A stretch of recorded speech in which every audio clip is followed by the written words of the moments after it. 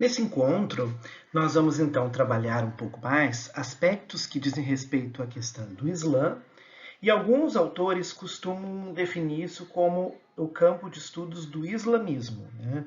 Mas pensando que Islã vamos dizer, o conjunto, né, numa abordagem êmica, então é a visão como o próprio grupo se enxerga, né, e se identifica, e islamismo já é essa aversão construída a partir da exterioridade, de uma perspectiva ética que coloca o Islã como o islamismo, o cristianismo, o judaísmo, né, como movimentos socioculturais monoteístas, né, das civilizações do mundo antigo e do medievo. Né. Nós já vimos em outros vídeos e outros materiais da disciplina que o islamismo é uma das grandes, né, vertentes, né, da cultura monoteísta no mundo, né, que inicia com o judaísmo, né, nos hebreus, depois a gente vê o cristianismo, né, já no contexto da virada, né, para o mundo cristão, né, então o ano zero, né, com o nascimento do Cristo, e a partir disso, a partir do ano 1, ano 2, né, depois de Cristo, a gente já começa a falar de um proto-cristianismo, né, o início da civilização cristã. E o Islã vai aparecer posteriormente, vamos dizer assim, ele mesmo se considera como herdeiro de tudo e como a forma mais elaborada do monoteísmo. Bom, então é isso que eu estava dizendo, todas elas têm uma fonte única, uma primeira matriz, que são as religiões abraâmicas. Todas reconhecem, né, a origem em Abrão e se transformam nas grandes civilizações do monoteísmo. A Torá, né, que é o texto do judaísmo, a Bíblia, que é o texto do cristianismo, e o Islã com o Alcorão. Né? Então, como eu disse, o islamismo é a maneira como a sociedade é vista, né, a partir de um modelo de identidade religiosa e cultural islâmica, né, formando um povo chamado os muçulmanos, né, que se dividem desde as suas origens num grupo, né, de xiitas e sunitas em função da divisão em relação ao profeta Maomé. Né. Em geral, né, vocês vão encontrar isso em vários vídeos, né, o termo xiita foi explorado no sentido de radicalismo, mas efetivamente e historicamente os grupos mais radicais pertencem ao grupo dos sunitas, que formaram o Estado Islâmico. Bom, aqui para a gente lembrar um pouquinho das dinastias, né? Então, a primeira dinastia, a Omíada, né? Posterior, né? Então, à morte do grande líder Maomé, depois os Abássidas, né? Com as mudanças de capital. Então, a gente percebe que, primeiramente, a gente tem as capitais na Península Arábica, Damasco, Bagdá, né? E aí depois a capital dos Abássidas no Cairo, né? Então transferida para o Cairo, que é o conflito entre Omíadas e Abássidas que leva a uma divisão. Então a gente vai ter os muçulmanos do mundo árabe, que permaneceram na Península Arábica, e a gente vai ter os muçulmanos, né, o povo islâmico, que migra e vai fazendo o contorno, né, então atravessando o norte da África, né, construindo também um grupo, uma civilização islâmica no norte da África, que vai atravessar o estreito e depois então vão chegar lá na Península Ibérica, né, então vão passar pelo norte da África e Egito, né, e vão chegar finalmente na Península Ibérica. Né? Os árabes vão chegar até a fronteira da França, mas depois eles vão recuar. Né? Então eles vão até a França, mas recuam. Né? Então nós vamos ter uma dinastia da Omíada em Córdoba, né? Depois, né? Os almohadas no norte da África e na Península Ibérica, depois na Pérsia, né, os xiitas iranianos, né, que nós conhecemos, né, e finalmente a gente tem um grande império, né, muçulmano, que é o Império Otomano, né, localizado o turco otomano, né, localizado naquela região ali da Turquia e tal, e um outro império muçulmano, que é o Império Mogol da Índia. Bom, então lembrar um pouquinho, essa história é bem importante, né? A gente vai repassar rapidamente, né? O Islã tem origem, né, na vida, né, na biografia de Maomé, que é o profeta fundador do Islã, né, e que seria o último mensageiro, o último profeta de Deus. Então, assim, Jesus ele está numa linhagem de profetas. Né? No ano de 610, ele inicia o processo de divulgação do Islã. Existe uma série de imagens e histórias, ainda imagens até de caráter figurativo, do encontro de Maomé com o anjo Gabriel, com o arcanjo Gabriel. Né? É uma tradição bastante oral que vai fundar o texto, a base do texto que vai ser o Alcorão, que é a base de toda a filosofia, do direito, enfim, de tudo, né? Da arte, de tudo para o Islã. Né? Então, a proposição é o abandono. Os povos árabes ainda são politeístas, em sua grande maioria, né, tirando aí os judeus, né, os hebreus agora, né, convertidos. Né, e nós temos o abandono do politeísmo e saída para o modelo monoteísta. Né. Em 622, o Maomé é perseguido, foge para Medina e constrói ali o seu primeiro grande centro político-religioso. Então, é uma forma teocrática de pensar o regime de governo. Mais uma vez, a gente está diante de um modelo teocrático, mas não politeísta, agora uma teocracia monoteísta. E ele falece em 632 e começa todo um processo de divisão dos grupos que vai formar as duas grandes vertentes, né, do Islã, os xiitas e os sunitas. Né? A gente tem que pensar sempre, né, que o Islã ele tem uma trajetória expansionista, né, que ruma, né, a Ásia, né, para o Império Mogol, os otomanos, os turcos, né, para a Europa, né, também através da Península Ibérica e todo o norte da África. Né. É uma cultura de rígidas, né, obrigações religiosas, né, com um calendário diferente do calendário ocidental, né, e do calendário que é o calendário do cristianismo. Então tem um calendário islâmico propriamente dito, né, e tem uma série de regras, né, que formam, né, a cultura e os princípios do fiel, né, do Islã. Né.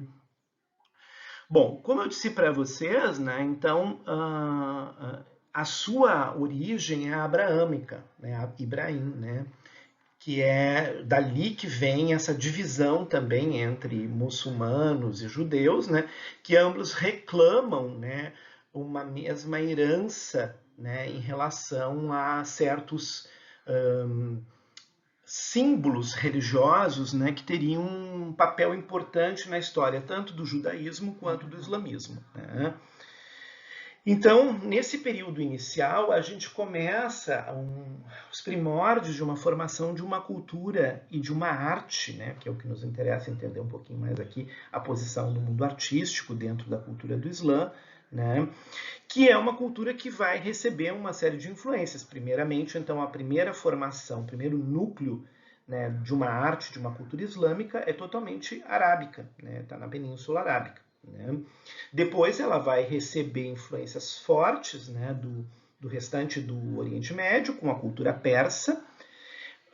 No segundo movimento, ela vai se misturar à cultura africana, especialmente todas as tradições do Egito, então a relação, e aí, né, o árabe que vai se transformar na língua dos egípcios, e finalmente ela vai se mixar novamente à Península Ibérica, né, e aí vai receber elementos dessa formação, mas também levar elementos que são extremamente importantes na formação do sul da Península da Ibérica, especialmente da Espanha, mas também partes de Portugal, que são fortemente influenciados pela estética, pela musicalidade, pela dança, né, vinda dos árabes, né, muçulmanos. Né. Há todo um debate sobre essa questão do veto à figura humana, o que não é uma coisa radical. Né? Existem momentos mais específicos de radicalização dessa ideia de veto à representação humana, mas a gente encontra uma série de elementos que demonstram que existem, em condições bastante restritas e específicas, a questão a não existência do veto. Né? Então é possível encontrar representações da figura humana, inclusive representações do próprio profeta Maomé, por exemplo, nesses momentos do encontro com o arcanjo Gabriel, enfim. Né? Aqui a gente está diante da mesma problemática, né, quando a gente generaliza as coisas, quando a gente fala do cristianismo, né, e dos momentos em que a arte e a dança estão presentes, ou então há um veto radical à dança na civilização cristã do medievo. A gente percebe que não funciona dessa maneira, exatamente assim.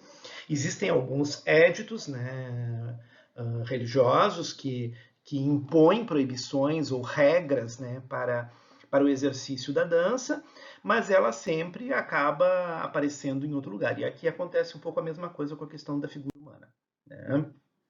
Bom, inicialmente, então, o Islã, né, vai receber uma influência fortíssima, né, de toda uma cultura bizantina, né, e é dali, então, também que ela vai ganhar um caráter mais sofisticado, né, em relação a isso. Assim, né?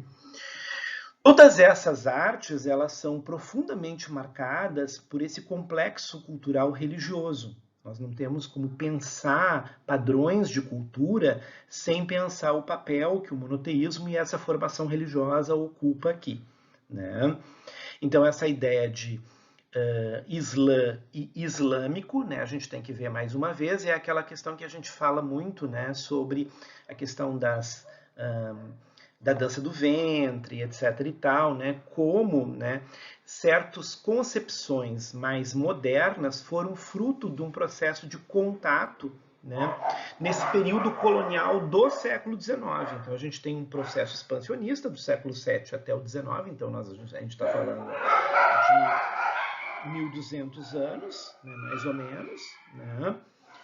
E aí, no século XIX, a cultura moderna e os historiadores modernos, no processo, então, de dominação de várias partes do mundo, os europeus, eles acabam, então, traduzindo isso nessa forma do islamismo, e, então, mais ou menos, tentando reescrever e contar a história do islamismo, né? Então, a gente está diante aí de uma história, né, que é isso, né? Tem mais ou menos 1.300 anos, então uma história muito extensa, né?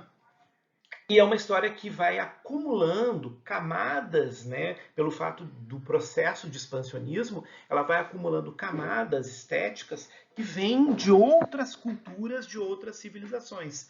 Então, ela vai receber elementos do mundo bizantino, vai receber elementos do mundo persa, vai receber elementos do mundo romano, vai também ter um Islã com elementos do mundo chinês, quando a gente pensa no Império Mogol, né? Então,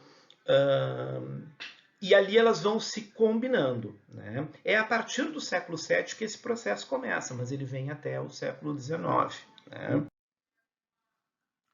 Bom, e isso vem acompanhado também do processo de expansão, das mudanças de cidade, né? E também como esses grandes centros, né, de civilização, que vão ser confluência para rotas de comércio, vão trazer cada vez mais a presença de elementos, né, impactantes, né, em termos de uma cultura multicultural, né, de hibridações, uma cultura assim, bastante de confluência mesmo, de contato entre culturas.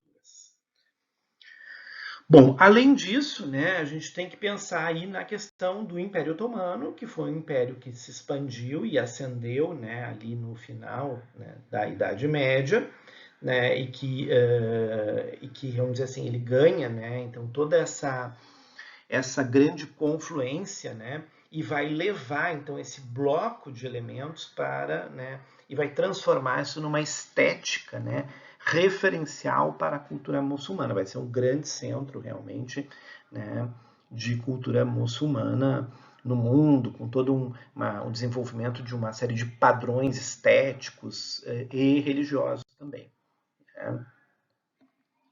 Bom, é importante ver que a gente sempre fala muito, né, da relação do Islã, que já começa uma estrutura conflitiva com as cruzadas também, e isso é um equívoco histórico. A gente tem entre o século VIII e o século IX, mais ou menos 200 e poucos anos, a gente tem a formação de uma Espanha bastante fundida com a cultura do Islã, né, da Andaluzia, né, então essa Ibéria muçulmana, e daqui a gente vai ter muitos elementos que vão formar uma série de danças, né, especialmente, né, então a gente pensa na Andaluzia, né, em todas as danças, né, ritanas, essa presença aí desse enclave, né, que é étnico e cultural, né, que vai formar uma cultura bastante fundida, bastante de convivência. Então, há uma estratégia, né, posterior ao século IX que vai colocar em polarização, em oposição, né, porque há uma tentativa da expansão desse império, que é altamente sofisticado em termos intelectuais, né, matemáticos, científicos, né, literários. A gente sabe também, né, que do árabe foi feita toda uma retradução dos textos, né, da antiguidade clássica, então Aristóteles, Platão, essa coisa toda, tudo foi chegando através dos árabes, né, para o Ocidente cristão. E isso é extremamente importante, porque então isso transforma essa Espanha islâmica e o Islã, né, que está se expandindo pela Europa, num grande centro de civilização, né? E isso atinge quem? Fundamentalmente a Igreja, que é o maior centro civilizacional que controla, que tem um poder sobre as obras, né? Depois a gente vai ver a questão, né, a escrita, né? Então o controle, as bibliotecas, né, que vão passando para a mão da igreja. Então a igreja tem um controle da cultura, da arte, da civilização, né? E aí ela vai se polarizar e se confrontar. Então há toda uma estratégia política, né? E as cruzadas representam um papel, né, de retomada da posição expansionista do cristianismo, que havia se expandido aí durante os séculos anteriores e agora se confronta né, com essa fronteira do Islã, né, que se dá ali realmente a partir da Península Ibérica, né? Então a gente observa que a gente tem que cuidar um pouco, que a gente tem um período de pelo menos 200 anos de uma extrema boa convivência, né, de um multiculturalismo na Península Ibérica, especialmente ali no Império de Córdoba. Bom, do outro lado também, né, os mongóis que vão dominar os muçulmanos e vão formar também uma nova fusão, né, e uma visão, né, aqui. Então a gente tem lá aquele conflito, né, então lá século VII até século IX, depois todo do século IX até o século XII, XIII, né? E do outro lado, na direção da Ásia, a gente tem um processo, né, de aproximação da cultura muçulmana, de elementos da cultura chinesa, russa, iraniana, né, o Afeganistão e dali a Índia e tal, né? Tanto que a gente vai encontrar manifestações do islamismo também na Índia, em outros lugares do mundo asiático, né? Então isso é bastante importante, né? E efetivamente, né, a gente observa, né, como chegando nos séculos 17, 18, quando a gente está falando já na cultura das cortes e dos estados nacionais, né, em termos mundiais, especialmente da Europa do Ocidente, a gente percebe assim uma tradução bastante refinada, né,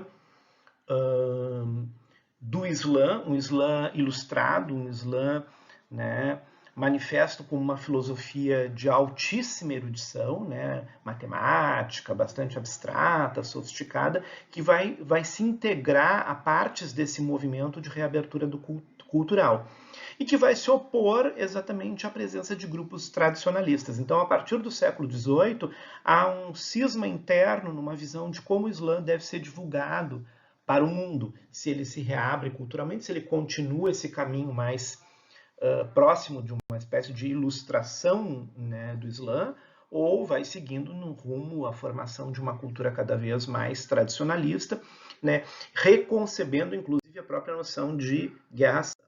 Bom, como eu disse, a origem toda é no mundo árabe, é dos árabes que a gente tem que começar. Então, né, essas tribos que eram politeístas, nômades, que viviam em estruturas clânicas muito próximas, né, aí a estrutura das outras organizações tribais, né, que a gente já estudou, né, quando a gente falou lá em outros vídeos. Então, quem não assistiu, volta lá atrás, vai ver a questão da Mesopotâmia, né, Tigre-Eufrates, aquela coisa toda. Então, a gente está falando assim, mais ou menos desta região, né, e uma divisão clânica em grupos tribais, né, que são ou mais comerciais ou mais ligados ao pastoreio, né, enfim, então mais buscando uma cultura mais sedentária, né?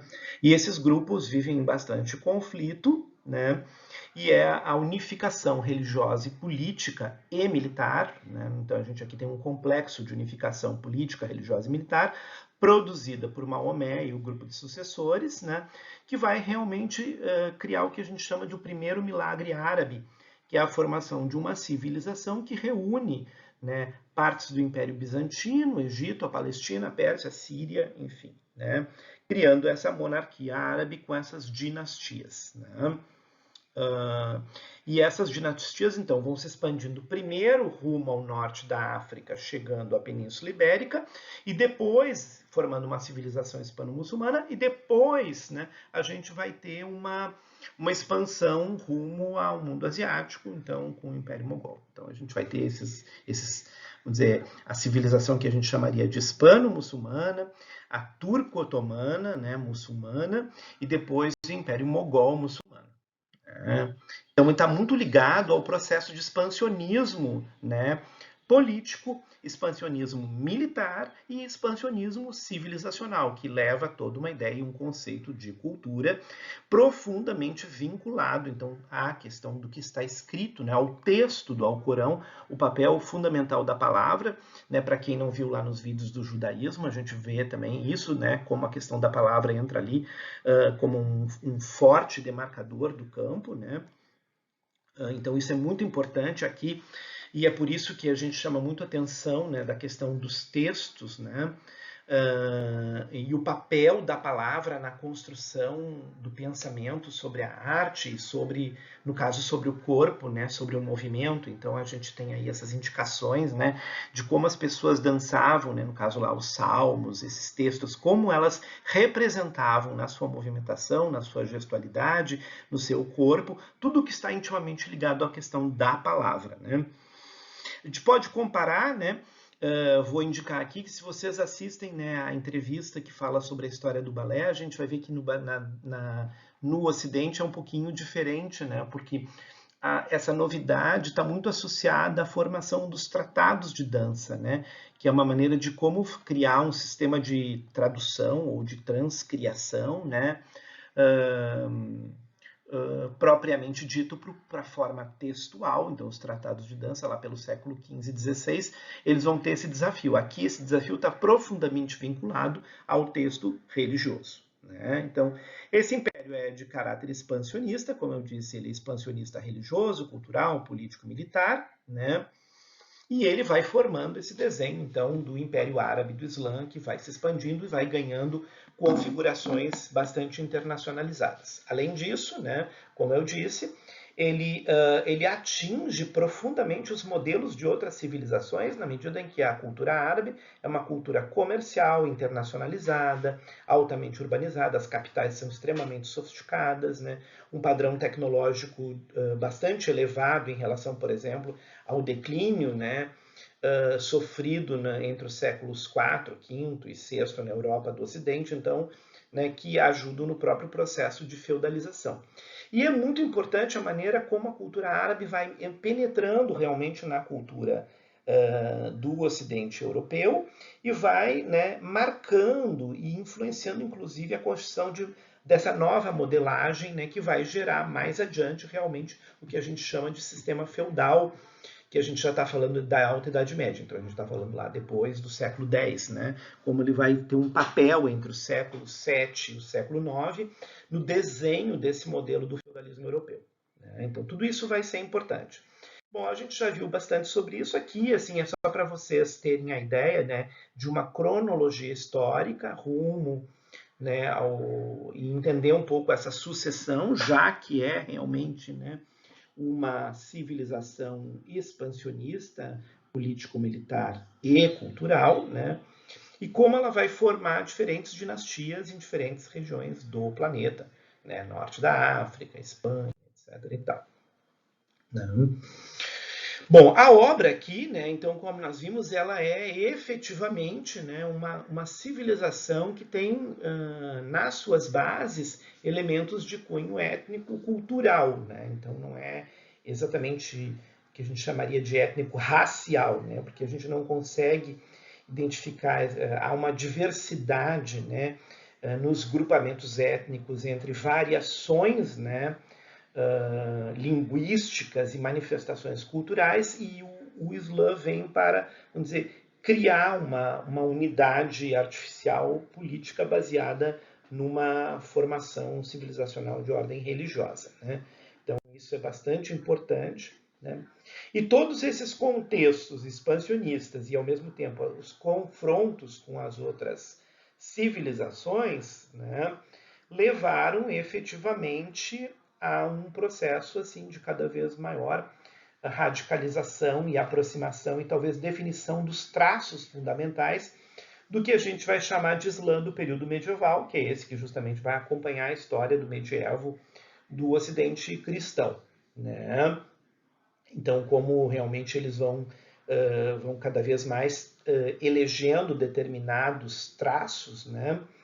E como vai se superando isso, então vários elementos da cultura muçulmana vão sendo incorporados à cultura cristã, e os grupos étnicos, por sua vez, vão sendo cada vez mais vistos, a partir do final do século IX, século X, como grupos de confrontação política e militar, né? Então, aí estratégias opondo, né, o avanço do Islã em relação à igreja, né, como instituição, a igreja cristã, católica, né, como a instituição do Ocidente, né? Bom, o Islã, aqui nesse sentido, ele vai representar também uma forma, né, de trazer e traduzir certos grupos, né, mais radicais que não foram incorporados à aristocracia do mundo do cristianismo, ou seja, aqueles que não se inseriram naquela estrutura mais geral, né, dos estados fundados pela cultura cristã, que depois vai desenhar, né, a sociedade estamental da Idade Média.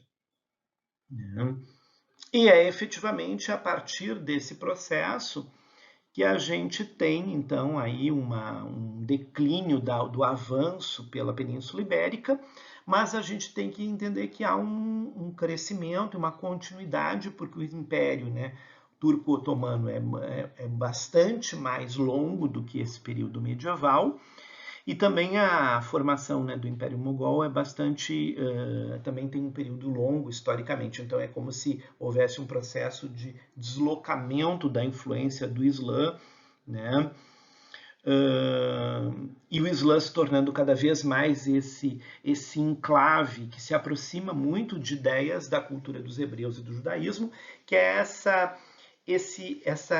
unidade entre uma cultura filosófico-religiosa, né? Porque é uma religião, mas também envolve ali uma unidade de pensamento filosófico e uma concepção de mundo, de sociedade, de Estado, que vai permeando a interpretação do texto base da cultura religiosa, né? Então, a maneira que as civilizações monoteístas têm de organizar e ordenar essa experiência do mundo, né? Bom, há uma série de desenvolvimentos culturais aqui, talvez o mais importante que tenha afetado, então eu até já indiquei alguns canais aí, né, quando tem as coisas da dança do ventre, alguns canais que falam bastante sobre a relação entre dança e música, né, porque é fundamental, porque o que a gente tem muito elaborado, né, para a cultura do Islã é justamente o sistema musical, um sistema próprio de notação, né, e que realmente foi fundamental na construção, inclusive, de diferentes instrumentos musicais que vão afetar profundamente a música do Ocidente, inclusive aí, né, toda a tradição dos instrumentos de corda, como o violão e tal, que vão vir do mundo árabe para o mundo do Ocidente, né? Pensando aqui as estéticas que influenciaram o Islã, então nós temos uma civilização helenística, a estética helenística, que é lá do período final, né, da civilização grega, né, com o avanço de Alexandre o Grande, né, sobre a Pérsia, né, e até a Índia. Então essas camadas, né, estéticas, né, do helenismo vão influenciar, né, e vão ser incorporados elementos da formação da estética do Islã, né. O classicismo, que depois é cristianizado no mundo sírio e que vai delimitar e delinear tudo que tem a ver com a formação do Império Bizantino. Então, a gente volta lá, tem um outro vídeo, né, que fala bastante da importância do Império Bizantino, a ideia do teatro, né, o papel religioso, também é uma sociedade teocrática, né, que a gente chama de romano do Oriente, né, o romano cristão orientalizado, né? Toda essa concepção de orientalismo, né, da cultura persa sassânida, esses elementos da cultura geométrica, filosófica, da presença da matemática, né, do pensamento musical e matemático, que é bastante forte também na cultura do Médio Oriente, vão entrar aqui também, né? E todo um elementos que virão, né? Então, dos Mughals, né, da Índia, e dos turcos, né, que vão acabar, então, confluindo rumo, né, sedimentando o que a gente chama de Islã. Então, o Islã não é uma coisa exclusivamente árabe, né, mas ele é formado por uma série de outras camadas, né? Então, a gente vê alguns elementos, para nós, os que mais nos chegam fortemente, do ponto de vista da arte, né, da nossa experiência com a música, enfim, tudo está muito ligado, né, realmente à cultura do sul da Península Ibérica, né? Aqui um pouquinho mais, né? Isso aqui a parte eu já falei, aqui novamente para a gente relembrar essas dinastias que eu já tinha colocado lá, né? A importância, né, da construção dos lugares sagrados e essa divisão que o Ocidente também vai fazer entre sagrados e lugares profanos, né? Quando a gente fala, né, indo lá para o vídeo da cultura da Idade Média, vai lembrar bastante disso, né? Que tem todo um deslocamento dos espaços de sagrado e os espaços onde que tipos de manifestações encarnadas e corporais podem acontecer em cada um desses espaços. Então, toda uma hierarquia, toda uma sofisticação, né? E como eu disse, toda essa arte, qualquer arte que seja, vai tendo que ganhar uma conotação corânica, né? Do Corão propriamente dito. Né? Isso é o mais importante. Né? Então, aqui algumas coisas, aqui indicações também de alguns vídeos, né? Bem bacana, assim, o professor, né, Marco Elísio de Paiva, né, uma das maiores referências que a gente tem, né? Que estuda a arte islâmica, né, com ênfase nas artes plásticas e na arquitetura propriamente dita, mas que, vamos dizer assim, tem toda uma compreensão e fez um estudo das coleções em vários museus do mundo, das coleções de objetos, né, da arte islâmica e que vão também ajudar a compreender toda essa filosofia. Né? Aqui alguns vídeos, né? Então, esse ritual, então veja como eu falei, né? Um dos elementos da cultura do Islã é justamente a cultura sufi, né? Porque também são muçulmanos, né? E aqui, então, alguns exemplos, então vale muito a pena a gente abrir uma janela para estudar, porque aqui há uma manifestação de dança, né? E todo um processo. Então, a gente vê aqui o que? Essa divisão, a formação religiosa, né, um processo de desenvolvimento espiritual ligado ao desenvolvimento do movimento, né, a questão das danças, né, em o círculo, né, sobre o próprio eixo do corpo, né, então bastante importante.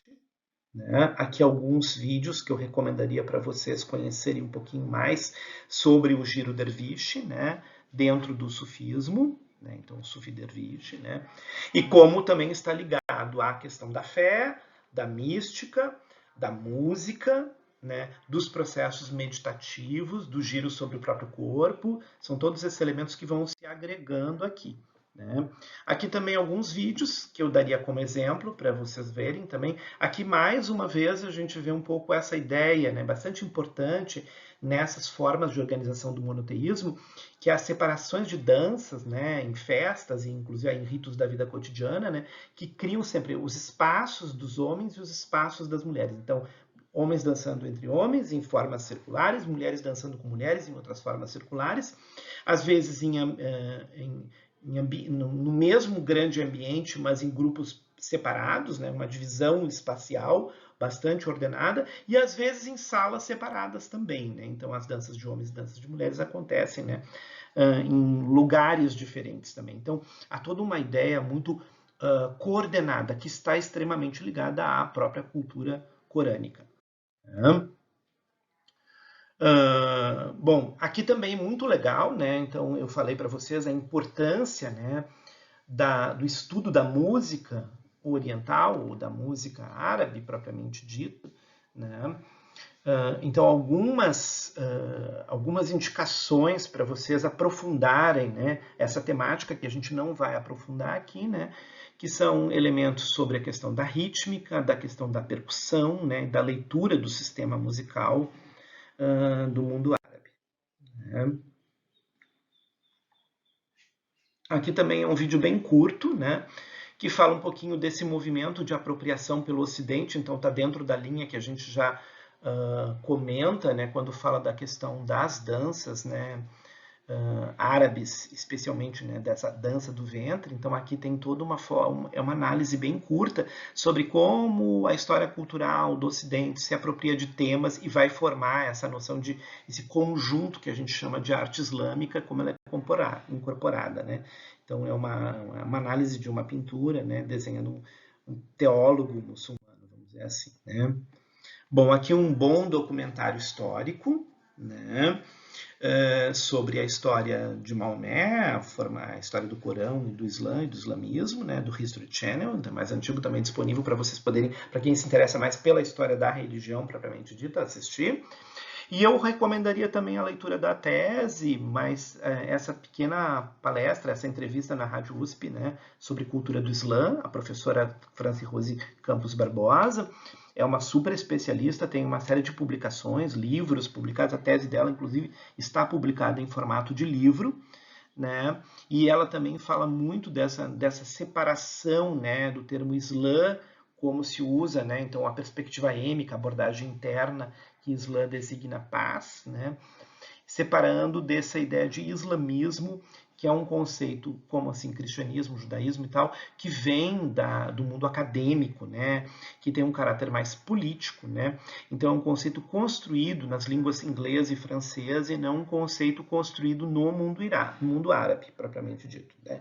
Aqui é uma entrevista bem bacana e recomendaria que vocês conhecessem mais, né, a investigação, né, porque a professora Franci Rose fundamenta muito, né, questões para pensar também o campo artístico propriamente dito. Aqui alguns links de história, né? Aqui alguns outros links, né, com vídeos de arte e cultura, né, muçulmana. E para finalizar, como a gente também sempre tem toda essa discussão, né, sobre quando fala do Islã e da questão da cultura muçulmana, todo esse veto, toda essa forma de tratamento às mulheres e tal. Então eu peguei 3 vídeos aqui, 2 do Sul e 1 do Sudeste, né, que são vídeos brasileiros, são documentários, né, inclusive um feito em Porto Alegre, né, uma entrevista feita em Porto Alegre sobre mulheres muçulmanas, jovens muçulmanas de São Paulo, mulheres muçulmanas em Porto Alegre, feito no Centro Islâmico de Porto Alegre, e mulheres muçulmanas na região de Santa Catarina, Criciúma, né, e tal. Acho que é bem legal, porque aí vocês também vão escutar a fala interna de quem é muçulmana, né? E muito interessante, de muitas que não vêm de famílias muçulmanas, que são famílias cristãs, católicas, enfim e tal, né? E que vão se encontrando nessa religiosidade, né? Como é que elas vão fazendo essa passagem para essa cultura religiosa aí. Bom, então é isso, muito obrigado.